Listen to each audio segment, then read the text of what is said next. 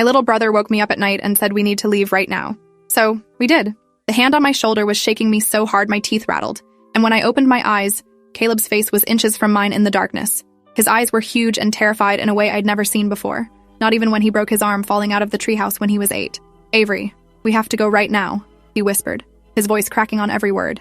"I heard them talking downstairs and they're going to do something really bad and we can't be here when they wake up." I was still half asleep, my brain struggling to process why my 13-year-old brother was in my room at what my clock said was 2:47 a.m. on a Thursday night.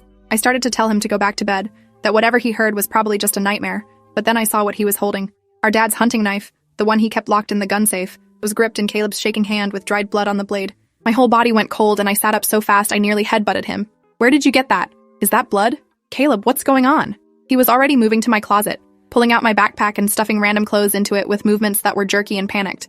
"I'll explain when we're safe, but we have maybe an hour before they notice, and if we're still here when they wake up, we're not going to be okay." His voice had this flat certainty that scared me more than the knife or the blood or any of it, because Caleb had always been the dramatic one, the kid who cried when we watched sad movies and got anxious about everything. Seeing him this calm while saying something this terrifying meant whatever he'd seen or heard had broken something fundamental in him. I threw off my blankets and grabbed the backpack from him, my hands shaking as I tried to think clearly through the adrenaline suddenly flooding my system. "Tell me right now what happened or I'm not going anywhere." Caleb's face crumpled for just a second before he forced it back into that scary, calm mask. I woke up to use the bathroom and I heard Mom and Dad talking in the kitchen. They didn't know I was awake. They were talking about how we're getting too old, how we ask too many questions now, how the people they work for said it's time to cut loose ends before we figure things out. His voice dropped even lower and I had to lean in to hear him. "Mom said your name first, Avery. She said you've been asking about why we never visit grandparents or why we don't have any baby pictures from before we moved here. Dad said we could handle it this weekend when we go on that camping trip they've been planning. Make it look like an accident. 2 kids drowned in the lake. Tragic story. Happens all the time." I stared at him, my brain refusing to process what he was saying because parents don't talk about killing their own children.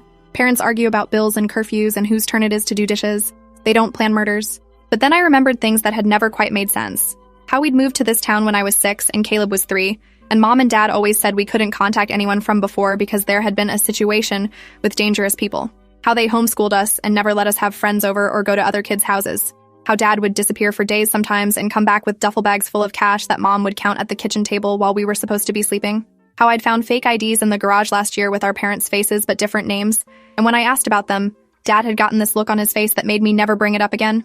All the weird pieces that I'd always told myself had reasonable explanations suddenly rearranged into a picture that made my stomach hurt. "The knife," I whispered, pointing at it with a hand that wouldn't stop shaking.